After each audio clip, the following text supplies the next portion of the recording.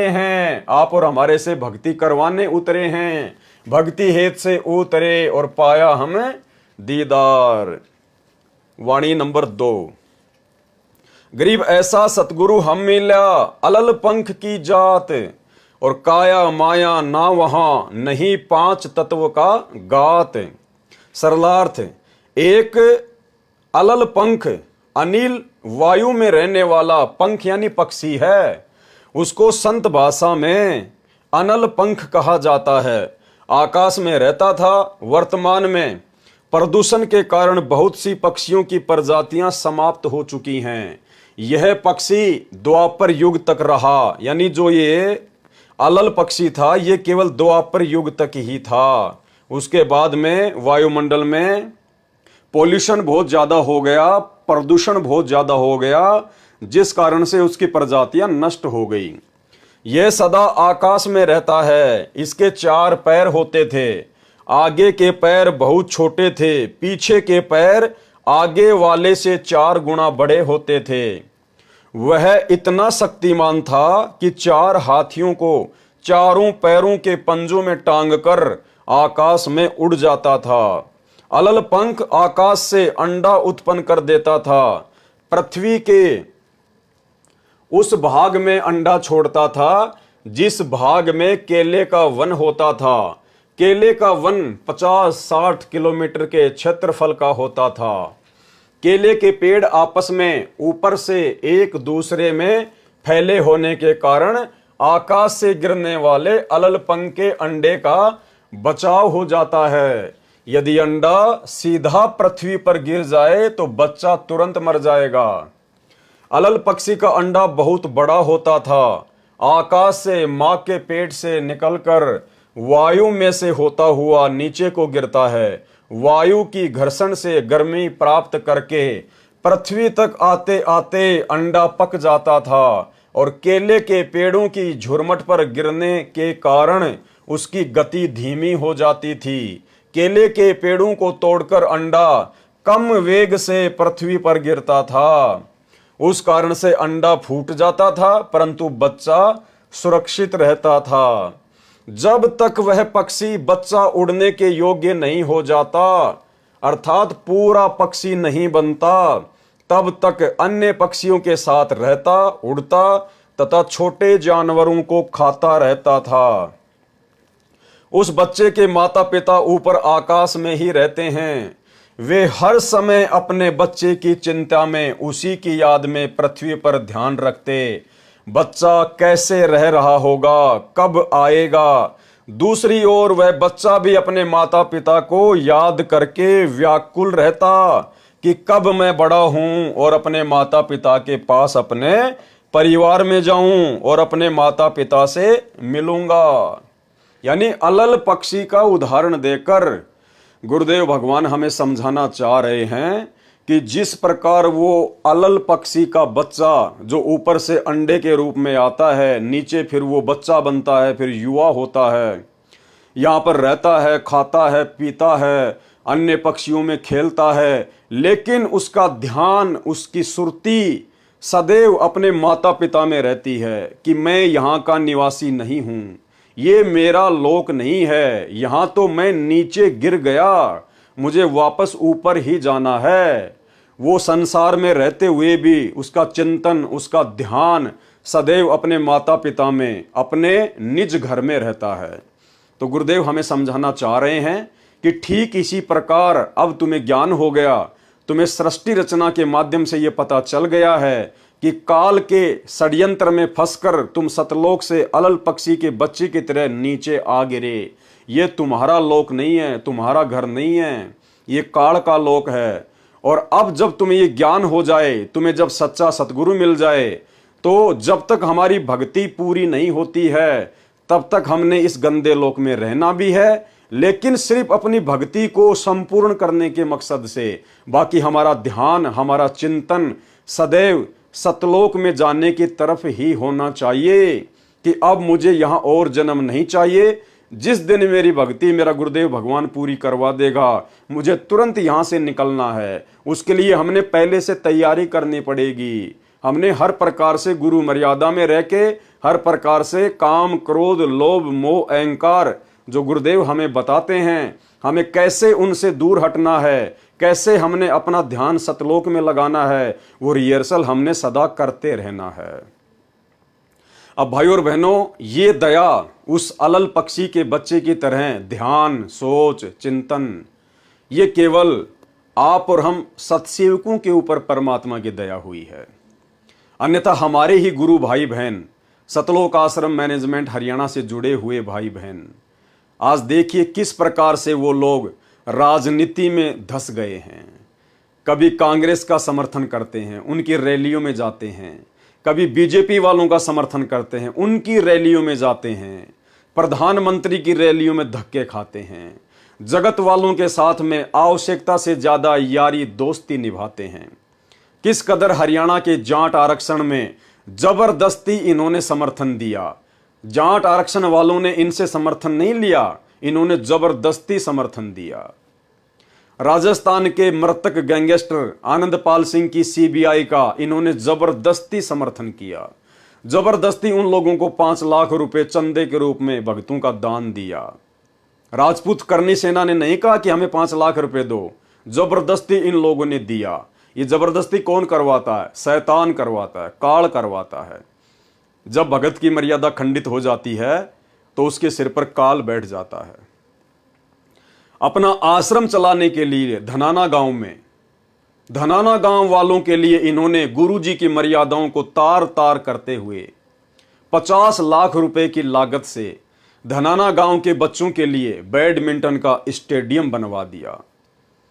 गांव वालों के लिए सड़कें बनवा दी, गांव वालों के लिए एम्बुलेंस चला दी, बसें चला दी, और काल प्रेरणा से सतलोक आश्रम धनाना में एक बहुत बड़े 3 एकड़ में यानी 10-12 बीघा जमीन में एक हॉस्पिटल का काम शुरू कर दिया। और भी न जाने कितने कुकर्म जिनकी कोई गिनती नहीं है। तो भाई और बहनों, अलल पक्षी के बच्चे की तरह जो चिंतन होना चाहिए, जो ध्यान सदा ऊपर होना चाहिए, उसकी रजा परमात्मा धीरे धीरे आप और हम सत्सेवकों के ऊपर बख्श रहे हैं। तो कितने दयालु हैं गुरुदेव भगवान, जिन्होंने आप और हमारे ऊपर इतनी बड़ी मेहर कर रखी है। और दूसरी तरफ आश्रम वाले भी परमात्मा के बच्चे हैं, लेकिन उनके संस्कार कमजोर हैं, जिस कारण से अभी उनका ध्यान, उनका चिंतन सतलोक की तरफ नहीं है।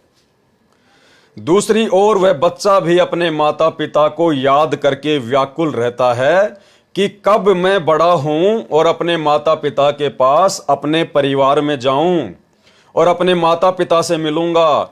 जिस समय वह बच्चा पूरा पक्षी बन जाता है तो ऊपर को चलने का अभ्यास करता है।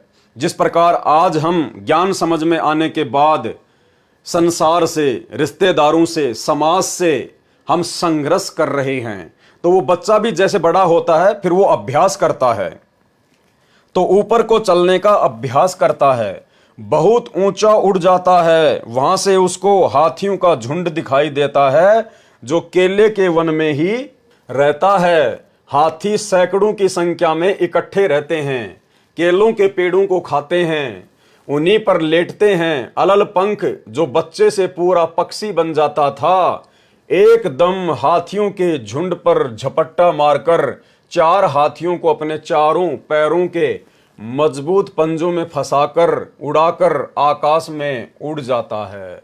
अपने परिवार के लिए आहार भी साथ ले जाता है, अपने परिवार से मिलकर अति आनंदित होता था। संत गरीबदास जी ने बताया है, उदाहरण दिया है कि परमात्मा यहां पर सतगुरु रूप में आया था। क्या कह रहे हैं गरीबदास जी? कि परमात्मा सतलोक का राजा कबीर साहेब वो स्वयं ही सतगुरु रूप में आया था। अर्थात आज वही कबीर परमात्मा स्वयं ही सतगुरु रूप में संत रामपाल जी के रूप में आए हुए हैं। वह हमें भक्ति बताने हेतु आए थे। आज गुरुदेव भी हमें भक्ति बताने के लिए ही आए हैं, और यहां गुरुदेव कोई बिजनेस करने के लिए नहीं आए। आप और हम आत्माओं के आत्म कल्याण के अलावा गुरुदेव का और कोई मकसद नहीं है, कोई स्वार्थ नहीं है, कोई काम नहीं है। उदाहरण दिया है कि परमात्मा यहाँ पर सतगुरु रूप में आया था, वह हमें भक्ति बताने के हेतु आए थे। वे अपने भक्तों को ऐसे नजर में रखता है जैसे अलल पंख अपने बच्चों की याद एक पल भी नहीं भूलता। अर्थात पल पल आप और हम सतगुरु रामपाल जी परमेश्वर जी की नजरों में हैं। आपने एक छोटा सा हिसार जेल से आया हुआ सत्संग तो सुना ही होगा परमात्मा का, जिसमें सतगुरु रामपाल जी भगवान कह रहे हैं कि बच्चों मैं सबको देख रहा हूं, अगर मोबाइल में ना देख पाऊं तो मेरे भगवान ने मुझे वो दिव्य दृष्टि दे दी है, मैं सबको देख सकता हूं। और आप अपने आप को अकेला मत समझना। जैसे सूरज सबके साथ रहता है, वैसे ही परमात्मा को और इस दास को, यानी गुरुजी अपने लिए कह रहे हैं, अपने आप को छुपाते हुए हैं तो स्वयं परमात्मा ही, लेकिन आप और हमें तो पता ही है कि परमात्मा डबल रोल कर रहे हैं। तो गुरुजी कह रहे हैं कि जैसे सूरज सबके साथ रहता है, सूरज का प्रकाश समान रूप से सबको मिलता है, उसी प्रकार अपने भगवान को और इस दास को सदा अपने पास समझना। यानी गुरुदेव ने ये बात कहकर कि बच्चों मैं सबको देख सकता हूं, मैं सबको देख रहा हूं, उन्होंने ये साबित कर दिया कि सतगुरु रामपाल जी परमेश्वर ही अंतर्यामी कबीर भगवान हैं, क्योंकि ये कबीर भगवान ही एक समय में सबको देख सकता है, सबके ऊपर नजर रख सकता है, क्योंकि ये अनंत कोटि कलाओं के स्वामी हैं। तो ये छोटी सी ऑडियो सुनिए, उसके बाद आपको यकीन होगा कि वास्तव में सतगुरु रामपाल जी परमेश्वर जी वर्तमान में अपने हर मर्यादित भगत के ऊपर पल पल अपनी नजर बना के रखते हैं। और जब सतगुरु नजर बना के रखे हुए हैं, हमें विश्वास है, तो भाई और बहनों फिर हमने किस प्रकार से मर्यादाओं में रहकर इस भक्ति को करना होगा कि कहीं मेरा गुरु मुझसे नाराज ना हो जाए। जिन बातों से गुरु दुख पावे उन बातों को दूर भगावे। आशीर्वाद है मेरे बच्चों, सारे दिखाई देते हो, और अगर कैमरे से ना देखूं तो वैसे भी देख सकता हूं मेरे बच्चे, इतनी ताकत दे दी है मेरे बंदी छोड़ ने मेरे को। आप चिंता ना करो, जैसे सूर्य सबके साथ होता है ऐसे भगवान और दास को अपने साथ समझना। वह हमें भक्ति बताने के हेतु आए थे, वे अपने भक्तों को ऐसे नजर में रखता है जैसे अलल पंख अपने बच्चों की याद एक पल भी नहीं भूलता। परंतु वे परमेश्वर को भूल चुके होते हैं, लेकिन आप और हम परमात्मा को भूल चुके थे, हमें याद भी नहीं था कि परमात्मा कौन है। इस परमात्मा ने स्वयं ही सतगुरु रूप में आकर आप और हमें याद दिलाया कि हम कहाँ के रहने वाले थे, हम कैसे काल के जाल में फंस गए। सृष्टि रचना के माध्यम से हमें परमात्मा ने बताया।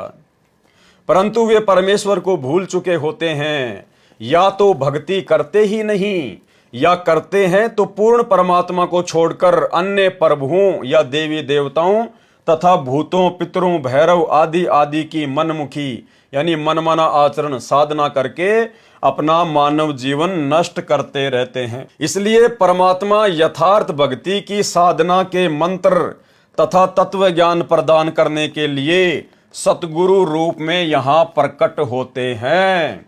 यानी गरीबदास जी ने बिल्कुल क्लियर कर दिया, अंधे से अंधा भगत समझ सकता है कि कबीर परमात्मा स्वयं ही सतगुरु रूप में धरती पर प्रकट होते हैं और वे स्वयं ही सतगुरु रूप में प्रकट होकर यथार्थ भक्ति के मंत्र दान करते हैं।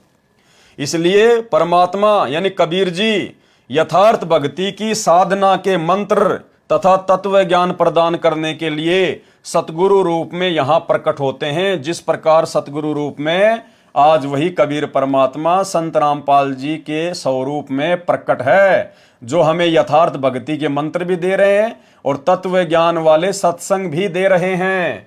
जब ये स्वयं ही कबीर परमात्मा है तो भाई और बहनों फिर हमने इस दाढ़ी मूंछ वाली कबीर जी की समझे जाने वाली काल्पनिक फोटो को परमात्मा मानकर, कबीर जी मानकर अपने घर से और अपने दरबार से बाहर कर देना है। या तो अग्नि में सवा कर दो या बहते हुए जल में जल प्रवाह कर दो। अब हमने जून के महीने में इनका कबीर प्रगट दिवस नहीं मनाना, क्योंकि हमें पता चल गया कि वो कबीर परमात्मा जो सतलोक में रहता है, अब वो भक्ति देने के लिए, यथार्थ मंत्र दान करने के लिए सतगुरु रामपाल जी के रूप में धरती पर स्वयं ही प्रकट हो चुके हैं। इसलिए परमात्मा यथार्थ भक्ति की साधना के मंत्र तथा तत्व ज्ञान प्रदान करने के लिए सतगुरु रूप में यहां प्रकट होते हैं। परमेश्वर का शरीर 5 तत्व से बना हुआ हमारे जैसा शरीर नहीं है। यानी सतगुरु रामपाल जी परमेश्वर जी का शरीर नूरी है, तेज पुंज युक्त है। आप और हमारी तरह हाड़ मांस से बना हुआ शरीर नहीं है। इस बात के ढेरों प्रमाण आप जियों को दास पहले के वीडियो में दे चुका है। पहले के 4 वीडियो देखने के लिए इस वीडियो के ऊपर जो टाइटल है उसमें लिंक ओपन करके देख सकते हैं। परमेश्वर का शरीर 5 तत्व से बना हुआ हमारे जैसा नहीं है। वहां पर सर्व मोक्ष प्राप्त करके गए हुए आत्माओं का शरीर भी 5 तत्व का नहीं है। यानी जब यहां से भगत मोक्ष प्राप्त करके सतलोक में चला जाता है